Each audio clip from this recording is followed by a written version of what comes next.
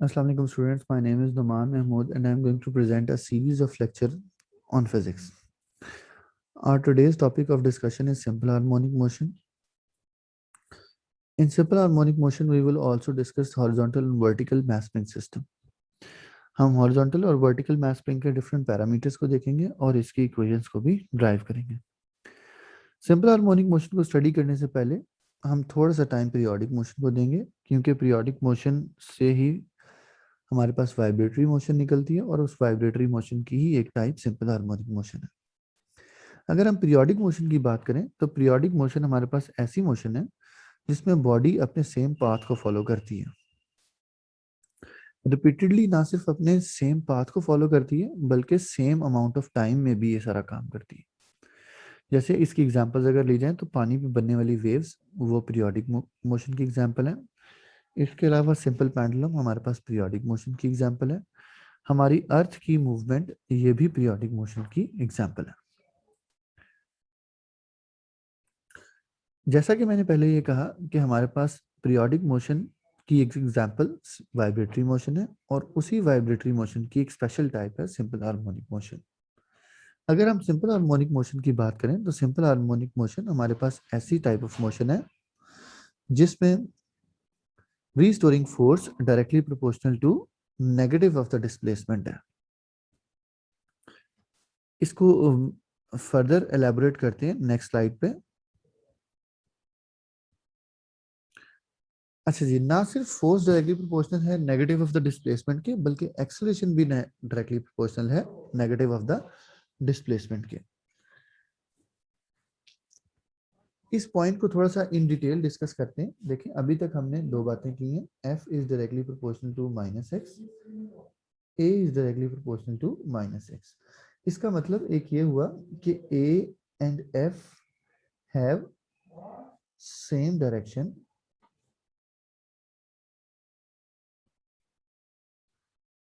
As -x, कि f और x की सेम डायरेक्शन होगी -x में. यही हमें न्यूटन सेकंड लॉ भी कहता है कि when a force applied on a body an acceleration produced in the direction of force, so f और a की सेम डायरेक्शन होगी. वो डायरेक्शन कौन सी होगी, कैसे होगी, इसको भी देख लेते हैं. देखिए आपके सामने एक नोट लिखा नजर आ रहा है. Displacement is always taken from mean toward extreme position. देखिए मैं आपके सामने एक वाइब्रेशन ड्रॉ करता हूँ. एक वाइब्रेटरी मोशन करती हुई बॉडी का पाथ ड्रॉ किया है. इसमें जीरो ये एक्विलिब्रियम पोजीशन है, ये मीन पोजीशन है, ये एक एक्सट्रीम और ये दूसरी एक्सट्रीम पोजीशन है. देखिए इसमें लिखा हुआ है displacement is always taken from mean toward extreme position regardless to the motion of the direction of motion. इसमें ये कहा गया है कि अगर हमारे पास लेट्स सपोज एक बॉडी है यहाँ पर मौजूद है, चाहे ये इस तरफ को जा रही है चाहे ये इस तरफ को जा रही है, इसकी मूवमेंट की डायरेक्शन कोई भी है, याद रखिएगा एक्स हमेशा सेंटर से इसकी तरफ लिया जाएगा. अब अगर एक्स जो है वो सेंटर से अवे लिया गया है तो इसका मतलब ए की डायरेक्शन एक्स से उल्टा है. यानी अगर एक्स की डायरेक्शन अवे है तो ए की डायरेक्शन टूवर्ड द सेंटर होगी और फोर्स की डायरेक्शन भी वही होगी जो ए की डायरेक्शन है. सो यहां से a is directly proportional to -x का मतलब ये हुआ कि ए की डायरेक्शन x के उल्ट है, x की डायरेक्शन सेंटर से अवे है तो a की डायरेक्शन टूवर्ड द सेंटर होगी.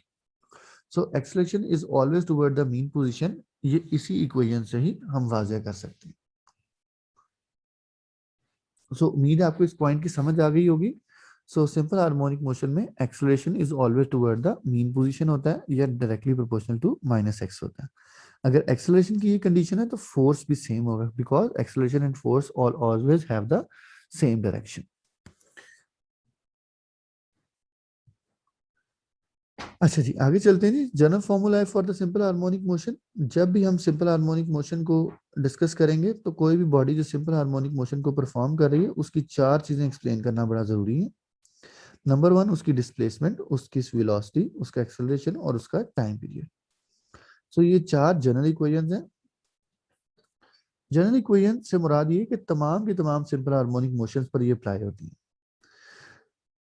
लास्ट लाइन बहुत इंपॉर्टेंट है, the value of omega is very important. देखें ओमेगा अगर हम गौर करें तो ओमेगा तमाम की तमाम इक्वेशंस जो हैं वो ओमेगा पे डिपेंड कर रही हैं। देखिए यहाँ पर भी ओमेगा है, यहाँ इसमें भी ओमेगा है, इसमें भी है और इसमें भी है। इसका मतलब ये है कि ओमेगा के बदलने से तमाम वैल्यूज बदल जाती हैं। ये तो हमारे पास है जी general values simple harmonic oscillators की। अब हमारे पास कई तरह के ऑसिलेटर हैं। हमारे पास मैस स्प्रिंग सिस्टम भी है, हमारे पास सिंपल पेंडुलम भी है। असल हमने क्या करना होता है, फॉर मैस स्प्रिंग सिस्टम हम ओमेगा की वैल्यू निकालेंगे और इन तमाम इक्वेशन में 1 2 3 और 4 में ओमेगा की वैल्यू लिख देंगे, तो हमारे पास मैस स्प्रिंग सिस्टम की ये सारी इक्वेशन बन जाएंगी। इसी तरह अगर हम सिंपल पेंडुलम की बात करें तो सिंपल पेंडुलम के लिए भी हम ओमेगा की वैल्यू निकालेंगे और वो वैल्यू ओमेगा की इनमें पुट कर देंगे, तो हमारे पास ये सारी की सारी इक्वेशन सिंपल पेंडुलम की बन जाएंगी। सो जिसकी ओमेगा की वैल्यू आप इसमें पुट करते जाएंगे ये इक्वेशन उसकी उसकी इक्वेशंस बनती जाएंगी। अब हम क्योंकि मैथ स्प्रिंग सिस्टम करने जा रहे हैं तो हम मैथ स्प्रिंग सिस्टम के लिए सारी वैल्यूज निकालेंगे। ले जी अब हम पढ़ते हैं math spring system. Math spring system की अगर हम बात करें तो मैथ स्प्रिंग सिस्टम में हमारे पास दो तरह के मैथ स्प्रिंग सिस्टम है, एक हॉरिजॉन्टल मैथ स्प्रिंग सिस्टम और दूसरा वर्टिकल मैथ स्प्रिंग सिस्टम। अगर हॉरिजॉन्टल मैथ स्प्रिंग सिस्टम की बात करें तो ये बेसिकली एक सरफेस है, उसके ऊपर हमने एक बॉडी को अटैच किया हुआ है स्प्रिंग के साथ। इस सरफेस को हमने फ्रिक्शनलेस कंसिडर किया। अब वो पॉइंट जहां पर अभी हमने कोई फोर्स नहीं लगाई और आम हालत में बॉडी पड़ी होती है, अगर आप गौर करें वो F इज इक्वल टू 0 है।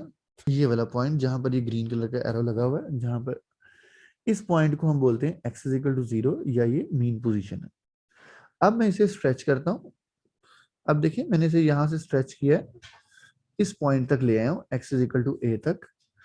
अब इसको स्ट्रेच करने के बाद देखें जितना ज्यादा स्ट्रेच करूंगा फोर्स उतनी ज्यादा लगेगी और रिस्टोरिंग फोर्स भी उतनी ज्यादा होगी। F is equal to minus k x का मतलब भी यही है। अब जब मैंने इसे छोड़ा तो ये क्या है, मीन पोजीशन की तरफ मूव करना शुरू करेगी। ये फासला जो x इज इक्वल टू 0 से x is equal to a तक का है, ये इसका एम्पलीट्यूड कहलाता है। इस एम्पलीट्यूड को हम मैक्सिमम डिस्प्लेसमेंट भी कहते हैं। इसी के बारे में यहाँ पर लिखा हुआ है, we measure displacement from that point x is equal to 0 toward extreme point. इस पॉइंट को हम डिस्कस कर चुके हैं।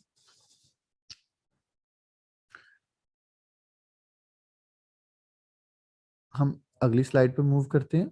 अच्छा जी, आगे the minus sign on the force indicate that it's restoring force, it is directed to restore the mass to its equilibrium position. देखें अगर हम बात करें F is directly proportional to minus x, वो ये कहता है कि माइनस साइन इंडिकेट ये कर रहा है कि हमारे पास ये रिस्टोरिंग फोर्स है, और रिस्टोरिंग फोर्स इसे इस वजह से भी कहते हैं क्योंकि ये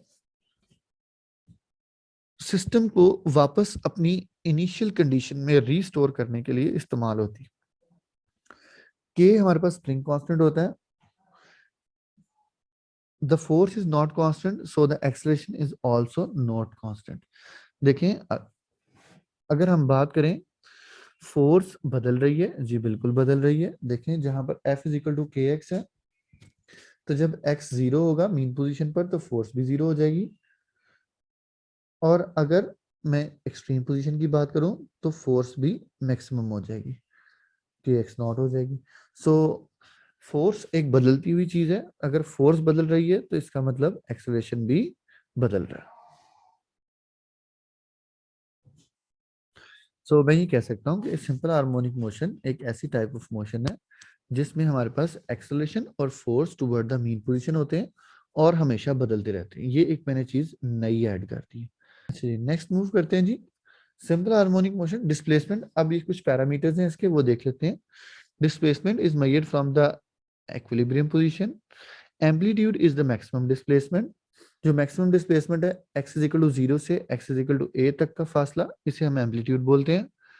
इस एक एम्पलीट्यूड एक वाइब्रेशन कंप्लीट होने में 4 एम्पलीट्यूड कवर होते हैं। देखें x इज इक्वल टू 0 से a पर, a से फिर 0 पर, 0 से फिर नेगेटिव a तक, नेगेटिव a से फिर o तक या 0 तक।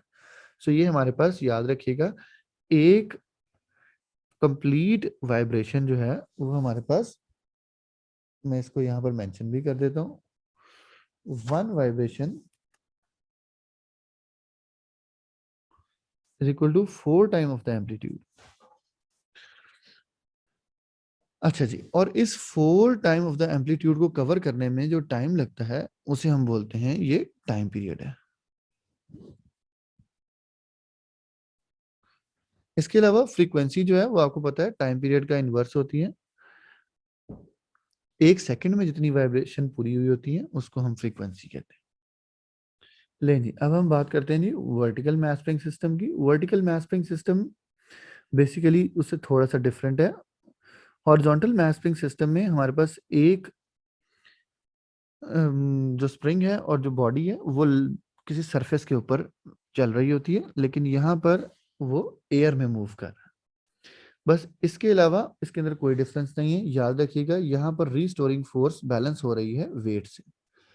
ये बहुत इंपॉर्टेंट पॉइंट है कि रीस्टोरिंग फोर्स जो है वो हमारे पास, देखिए ये बहुत इंपॉर्टेंट पॉइंट है कि हमारे पास जो, अगर हम बात करें F is equal to minus k x की, यहां पर बैलेंस करने वाली जो फोर्स है वो वेट है।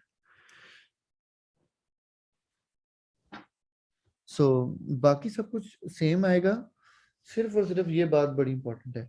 ये सवाल ऑब्जेक्टिव में भी कई बार पूछा जाता है कि बताएं कि यहाँ पर in the vertical mass spring system बताएं F is equal to minus k x restoring force किससे बैलेंस हो रही होती है। तो रीस्टोरिंग फोर्स यहाँ पर ग्रेविटेशनल फोर्स या जिसे हम वेट कहते हैं इससे बैलेंस हो रही होती है। बाकी इक्वेशंस इनकी सेम है। लेकिन जी इक्वेशंस की अगर हम बात करें for vertical mass spring system या हॉरिजॉन्टल मैस स्प्रिंग सिस्टम, यहाँ पर दोनों के लिए, ये वर्टिकल मैस स्प्रिंग सिस्टम के लिए भी और हॉरिजॉन्टल मैस स्प्रिंग सिस्टम के लिए भी बोथ है जी, ये फॉर वर्टिकल एंड हॉरिजॉन्टल दोनों के लिए वैलिड है जी equally. Omega is equal to K by M होता है। इसकी वैल्यू को यहाँ पर पुट करते जाएं। ये आपको पता है, हमने जनरल वैल्यूज पहले ऑलरेडी निकाल ली हुई हैं, वो मैंने आपको बता दी हैं। ये चार वो वाली वैल्यूज हैं जो जनरल वैल्यूज हैं। इस ओमेगा की वैल्यू को इसमें भी पुट कर देंगे, इसमें भी पुट कर देंगे, इसमें भी पुट कर देंगे और इसमें भी पुट कर देंगे। तो इन चारों में जब हम ओमेगा की वैल्यू पुट करेंगे तो हमारे पास ये इक्वेशंस आ जाएंगी जो कि मैस स्प्रिंग सिस्टम की। So it is quite easy. देखिए हम इसमें x equal to x not sine omega की जगह सिर्फ और सिर्फ मैंने क्या पुट किया, ओमेगा की वैल्यू पुट कर दी है।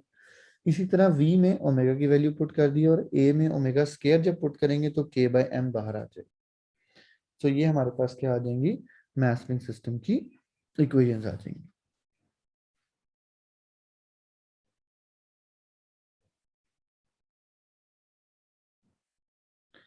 सो मेरे ख्याल से हमने इसको कंप्लीटली एक्सप्लेन कर दिया है। अब हमारा टॉपिक खत्म हो गया। उम्मीद है आपको समझ आया होगा, इसकी इक्वेशंस आपको बिल्कुल अच्छी तरह से याद हो गई होंगी। सो आज के लिए इतना ही। इंशाल्लाह नेक्स्ट लेक्चर में हम मिलते हैं।